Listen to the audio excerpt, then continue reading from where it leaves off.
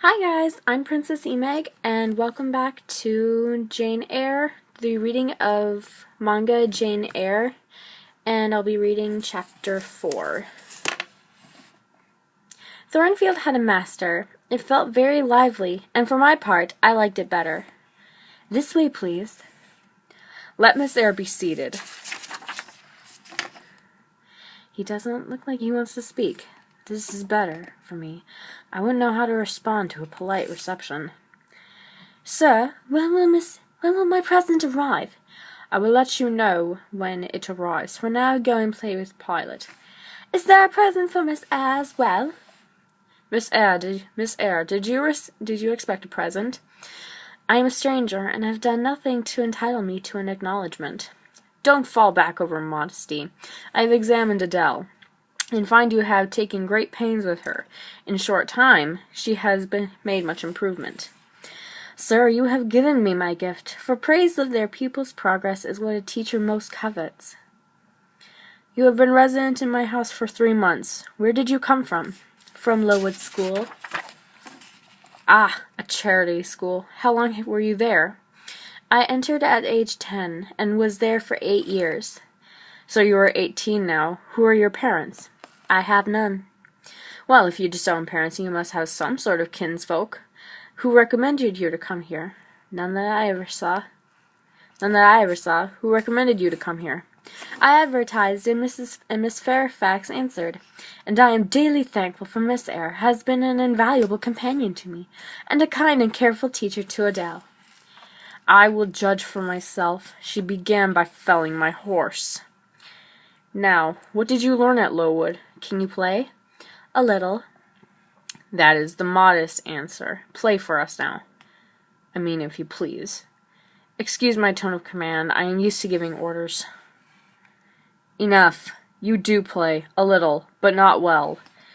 I have seen your sketches. They are excellent. I assume a master aided you? No, indeed! Ah, that pricks pride.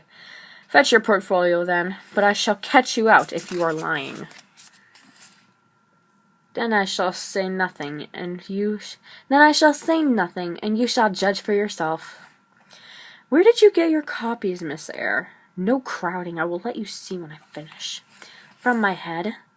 For a schoolgirl, your paintings are very peculiar. Are you satisfied with the results of your labor?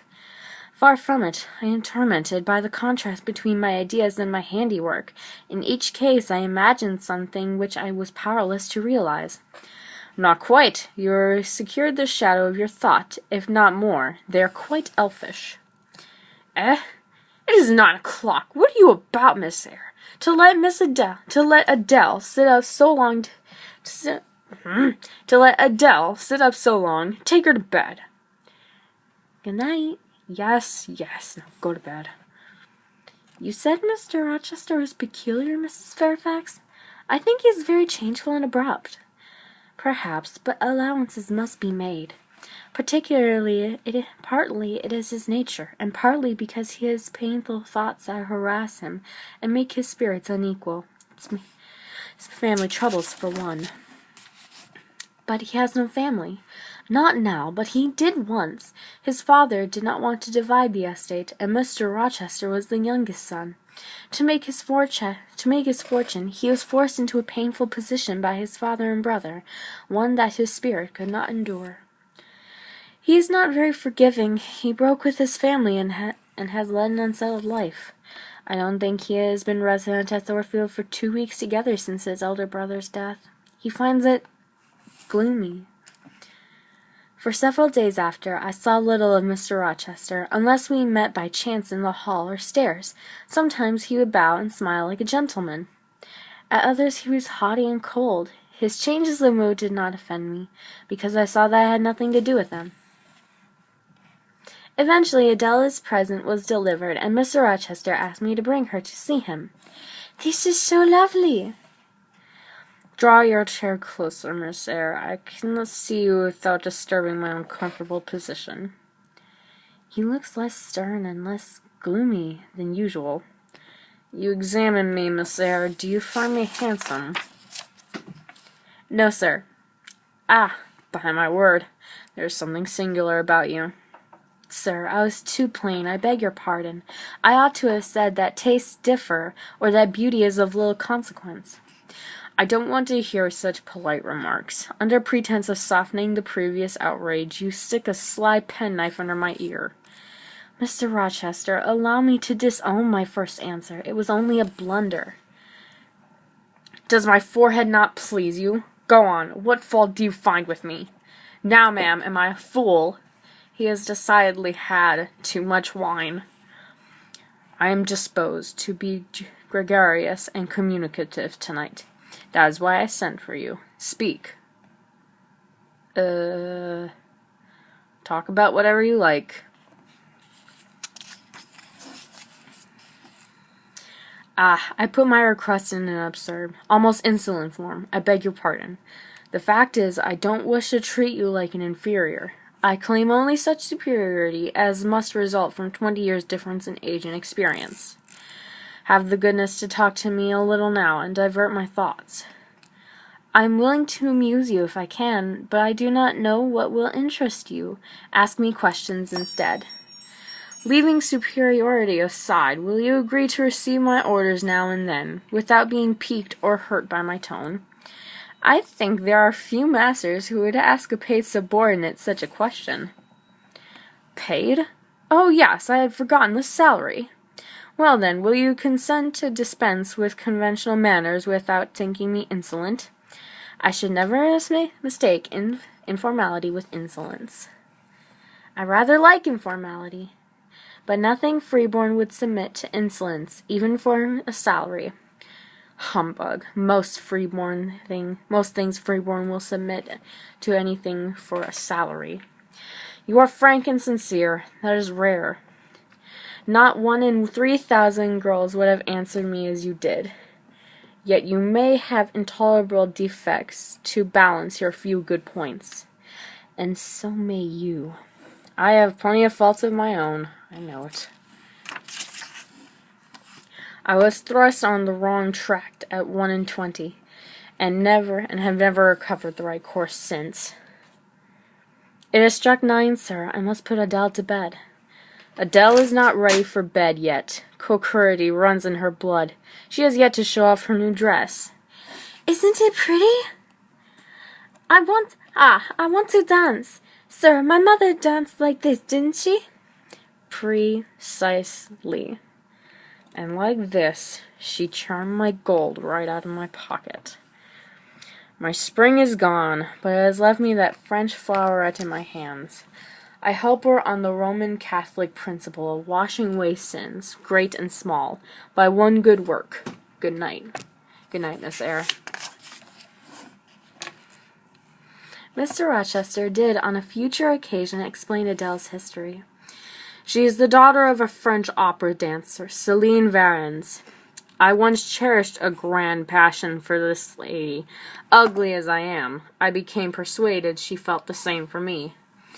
I installed her in a luxury hotel and gave her sermons, diamonds, and the like. In short, I began the process of ruining myself. I called one evening when Céline did not expect me. She was not home, so I decided to wait.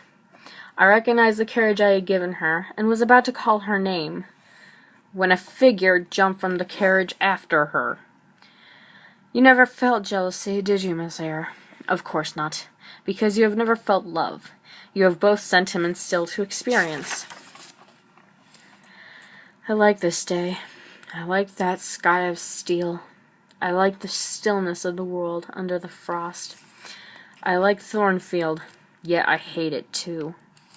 How long have I abhorred the very thought of it, and still do.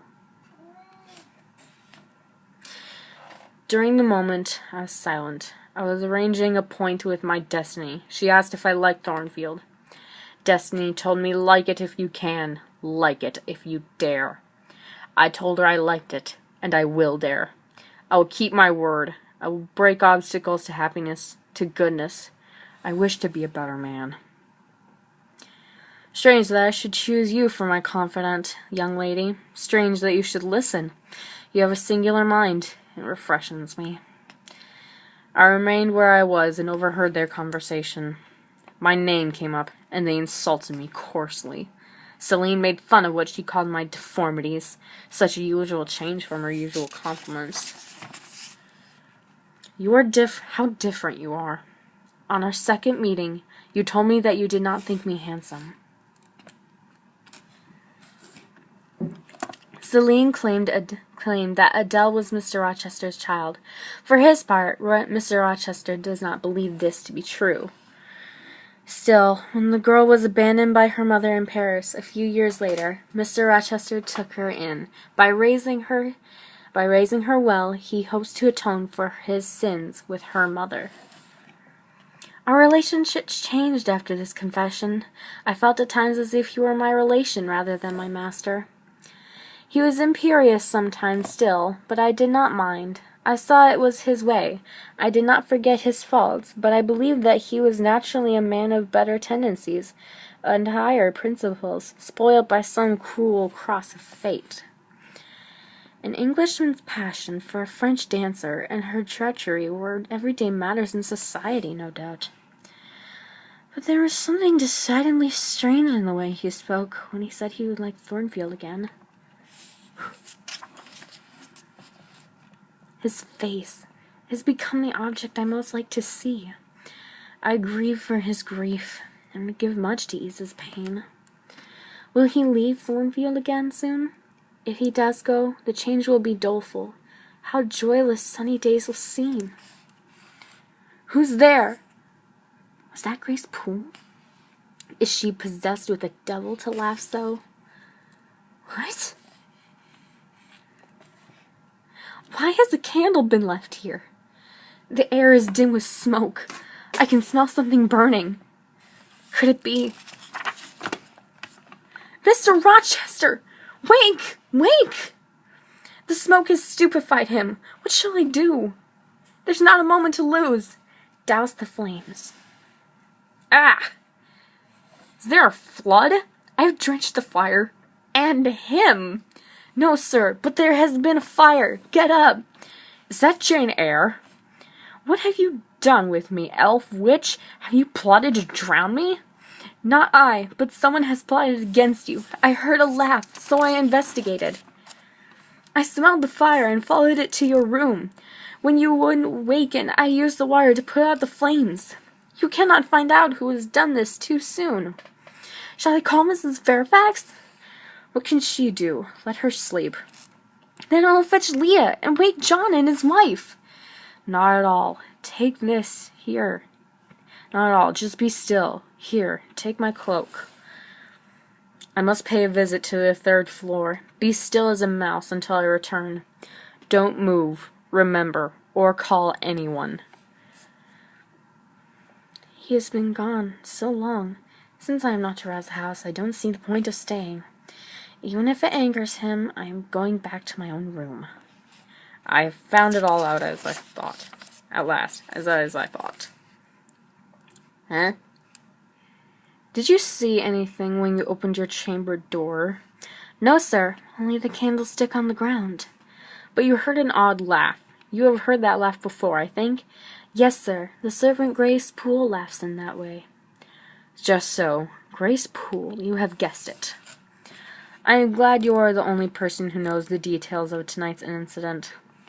Now return to your room. I shall rest on the sofa in the library tonight. Good night, then, sir.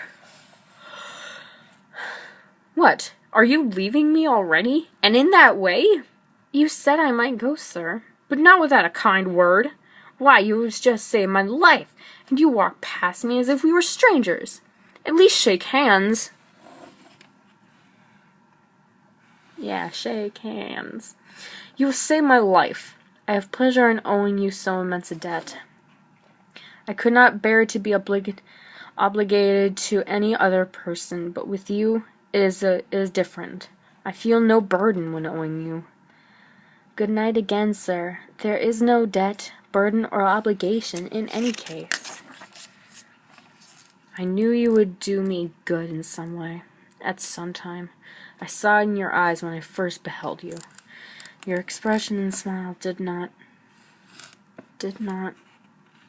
strike delight. to my very inmost heart for nothing. My cherished preserver. Good night. I am glad I happened to be awake. I must go now. What, you will go? I am cold, sir. Cold? Yes, and damp. Go then, Jane, go.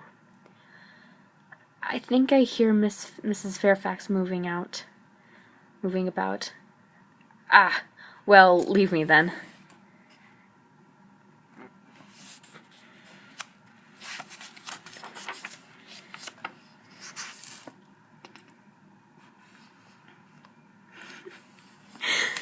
And that was chapter 5 of the manga version of Jane Eyre. The plot thickens now. Thank you guys so much for watching. If you liked it, then leave a like, comment, and subscribe. And I will see you in the next video. Bye!